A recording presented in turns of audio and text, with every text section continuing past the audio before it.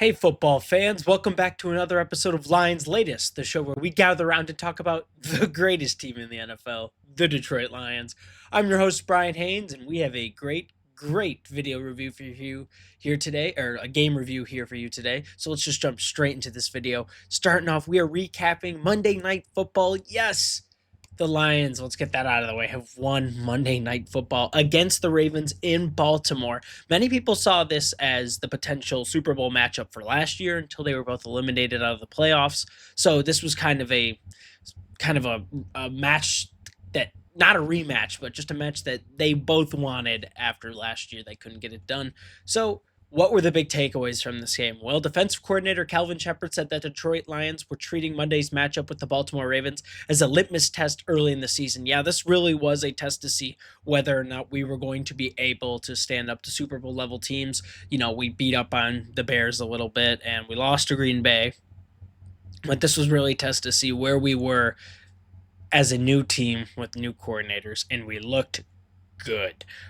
Where do you really stand against the big boys in the league? Shepard asked earlier this week, and he just wanted to know, and this was really the test.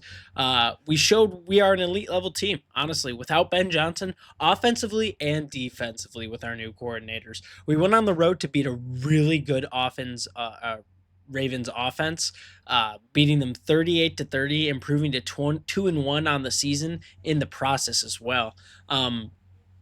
Now, granted, they were out without Kyler Vanoy and another one of their star defensive linemen, but so they didn't have as much good pass rush. But that doesn't really excuse how we were able to run on them like that. It doesn't excuse, the fumbles they had, getting the stops on fourth down. Like, I don't think those injuries are necessarily like, oh, the Lions were just playing a weak Ravens team. No, they were still a very good offense, high powered. We just, I think, played to a better level this game.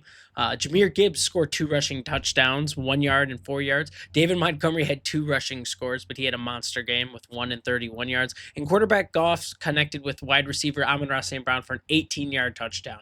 So, good mix of running and passing this game. We really did get settled offensively after the first quarter. Detroit scored on 4 of their 5 second-half possessions and racked up 426 total yards off offense in the contest, with 224 coming out on the running game. Detroit's defense did a terrific job as well, containing a potent Ravens offense, limiting Baltimore to less than 100 yards rushing and sacking quarterback Lamar Jackson 7 times, tying the record for the most times the former MVP has been sacked in one game. Muhammad was a huge part of that success, and we'll get to that in that topic right there. But I'm really happy with what I saw. We talked about it last video with, don't be surprised if Lamar is contained more. Don't be surprised if we have a better plan for his scrambling coming into this game, because we picked up we picked up that wide receiver quarterback earlier in the week who does kind of what he does, right?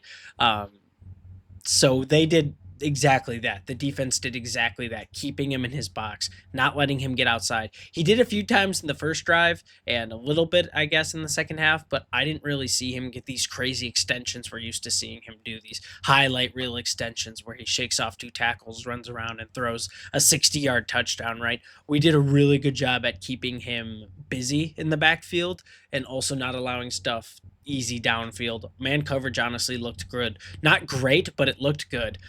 Both Goff and Jackson came into Monday night also with 7-2 records in Monday Night Football starts. Goff improved to 8-2 after being very efficient, completing 20 of 28 passes for 202 yards and a touchdown, no interceptions for a 103-point rating. That's pretty good. That's pretty good. We've obviously seen Goff pop off. We've seen him pop off for 3-4 touchdowns and 300 yards. But with the rushing that we had this game, honestly, that stat line is really fantastic. He did his job controlling the offense, marching us downfield, and he was really cool and kept throughout the whole game.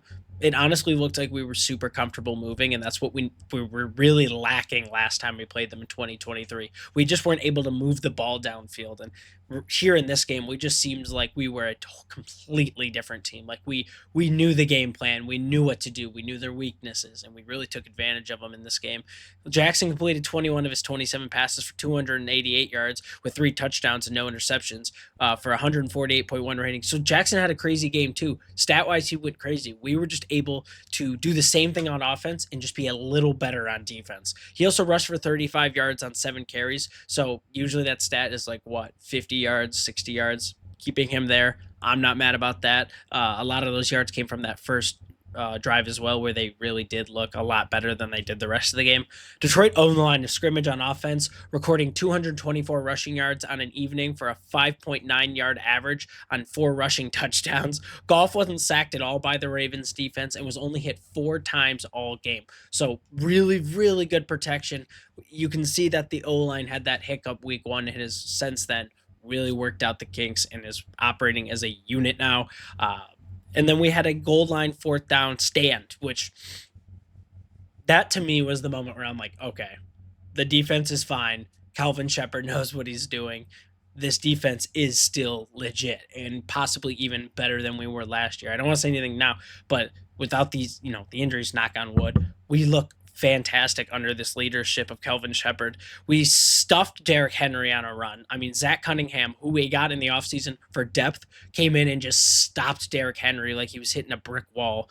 Overall, our defense did what they needed to do there, contained Lamar on most plays and limited his ability to extend plays. D-line did what they were supposed to do, kept Derrick Henry under control, besides the first drive where he did break away for that score. After that, though, there was a lot of times he was getting stopped at the line of scrimmage or even losing yards. We got into a rhythm very quickly, and it just allowed complimentary football. On that 4th down stop, though, getting in his, we stop Henry, we stop him again, then they try a Lamar kind of like a boot sweep, and we're able to get and stop Lamar, sacking him. It was a fantastic stand, and it just showed that we are a different kind of team. Let me know what you guys think about this game. I think overall, Monty's ceiling and at the end and just the way we looked, the confidence we showed in this game, like that's what we need against these high-level teams. And honestly, I was just excited to see him play that way. Really good game. I wish Jake Bates made that 67-yard field goal, but what are you going to do? I'm sure he'll next time. Let me know what you guys think. We're going to move into our second topic, which what were the top Lions players from this game? So I don't want to go too much into stats here because I really wanted to focus on it here. So let's start with David Montgomery, honestly. Monty, 12 carries for 151 yards and 2 touchdowns, one of which sealed the game at the very end. He just decided to run in, shook a tackle, got into the end zone. It was an awesome run. He had a 70-plus yard run to get us into scoring range earlier in the game as well. He was just reliable. He was a first-down machine, and when he broke free, he was just getting huge chunk yardage. Really good to see that out of Montgomery. He only had 1 reception, but he didn't need it. He is a ground guy, and he is a wrecking ball when he gets going. Al-Qadim Muhammad, this guy, I was really, really hoping he would do good, and he had a game. Coming in as a backup, I had faith in him. I had faith in this guy. He looked like he had a motor that just wouldn't quit, and it really showed in this game. We got a little sneak peek of it last game when Davenport went out, but this was his chance to really show what he could do for a full 1 hour of football. He had a total of 4 total tackles, 3 being solo, and 2.5 sacks. For just your first start, and being against Lamar Jackson, I would say that is doing your job in filling the gap.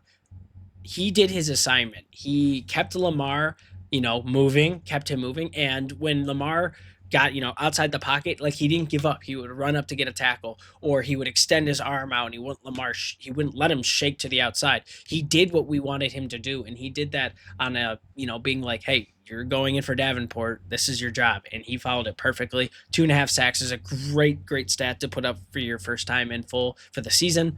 Really, really excited to see what he's going to do for the rest of the season. Thank you, Al-Qadim Muhammad.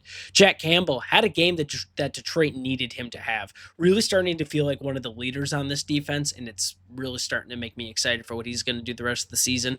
8 total tackles, all were solo, and had a sack on 4th down. On that 4th down goal line stop, that was also a fumble that was ultimately recovered by Lamar, but it was 18 yards back from the end zone, and it allowed the turnover to actually give us some pretty decent space between us and our end zone. Otherwise, we would have probably had to have snapped from inside our end zone, and who knows what would have happened there. So Jack Campbell making just an excellent play. He made excellent plays all around though that night, getting us out of our own end zone, keeping Lamar under wraps almost all night, especially on that spy assignment that we had him on. Nowaski, I want to also give a little shout out to, also did a great job on the spy assignment, stopping runs up the middle multiple times from Jackson, just playing really well, reading, cuts back and forth, doing a great job at tackling. The linebacker core overall looked fantastic tonight, but Jack Campbell, I was excited for, did his job. I was really scared if he wasn't going to start because of that injury he was dealing with, but he went in and did what everyone was hoping him to do to a T, and that was what we finally wanted to see out of that first round pick. So really great job. And then finally, just a little shout out to both the guards, Ratledge and Mahogany, young guys, and the Lions had 224 rushing yards because of them.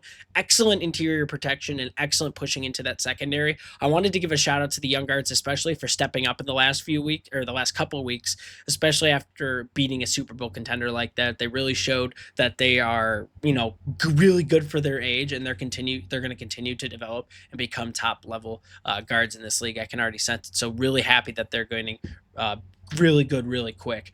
We're going to quickly move on to our third topic. Also, let me know who you thought did exceptionally well in this game. I think fantasy-wise, there was some good stuff, and there was some kind of disappointing stuff. St. Brown, starting with the good stuff, he had a 20.7-point game coming off a 39.2 game. It's hard to do that back-to-back. I will say still getting into that 20 level makes him consistent and makes him very good to have as a wide receiver on your team. He's reliable to throw to, right? Making him a PPR demon, and he's always going to give that yak, the yards after the catch. And I'm always confident that if they're going to get into the red zone and that not right on the goal line because you can just run it with Monty, but if they get into that sweet spot, they're going to take a shot at him almost every time. And he's so reliable. He comes down with that ball almost every single time, making him a great, consistent player. Thank you, St. Brown, for being on my team this year. JMO kind of had a disappointing game, right? Only 6.3 in the game. Got going early with a couple of receptions for 43 yards, but that's kind of where it ended. He didn't get any more catches after that, and this game got very run heavy for us, and end zone targets went to St. Brown. Sometimes that's just the risk, though, with being a deep ball receiver. You can have these really huge explosive games where we're clicking on full cylinders with that passing game, but when we start to go to the run game, especially with our backs, it could end up, kind of taking away targets from the guys like JMO. He did, however, stretch the defense like I thought he would and allowed the small stuff from Gibbs, Laporta, and St. Brown to get going really efficiently and ultimately led to our win. So I'm not going to be mad at him. He just didn't get the kind of fantasy game people were probably hoping he would have. Gibbs had the best week thus far with 26.9 points, coming off of a 19.4 point performance. So good stuff from him so far. A good amount of passing targets, getting 5 PPR points and 3 points off the yards from the catches. The rushing yards really didn't lie with the other back, though, despite his great performance. Monty popped off with 29.4 points. Week after coming off of 13.1 points, he rushed for 151 yards, had 2 touchdowns, and that didn't hurt his stats either. Overall, he was just a rushing monster this game. He made a lot of people happy as a running back, too, or a flex guy. I had to play him this week, and it was just like, whatever. I'm going to be happy for my guy. I don't really care. So if you had Monty and you took a shot at him, despite him getting down to running back too, I'm sure you're very happy with that gamble. Finally, defense. Just want to give a shout out to them. They recorded 7 sacks, and that's going to help any defense with points. And while we allowed some points, we always kind of stayed ahead in the momentum game. Also, almost got an interception with both Brian Branch and DJ Reed, so don't sleep on this defense going forward. I'm sure we're going to record more stats like that coming up, and if we're going to get 7 sacks on Lamar Jackson, I'm excited to see what we'll do against the Browns next week. So let me know what you guys think about that. Did you have any of these guys that they save you in fantasy? Let me know.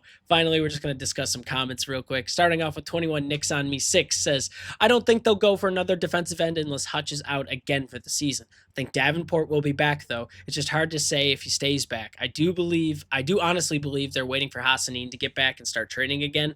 Laporta had an injury, or he was just coming off the injury last season, and he was okay to play, but they didn't use him a lot until he was fully strong. He admitted that too. He said he was the one-off season he actually enjoyed since college because he wasn't working after an injury or working for the draft, etc.